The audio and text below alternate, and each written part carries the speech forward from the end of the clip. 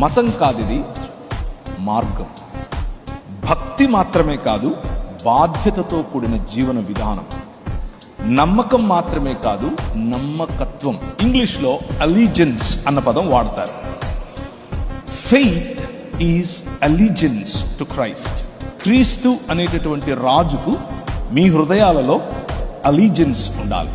చెప్పిన పనిని, ఇచ్చిన ప్రాజెక్టును సంపూర్ణంగా కంప్లీట్ చేయగలిగినటువంటి, మీ పైన దేవుడు నమ్మగలిగినటువంటి, మీకు ఏదైనా పనిని ఎంట్రస్ట్ చేయగలిగినటువంటి నమ్మకత్వం కలిగి ఉండాలి. దాన్నే క్రీస్తును ప్రభువుగా మన హృదయాల్లో ప్రతిష్ఠించుకోవడం అని అంటారు.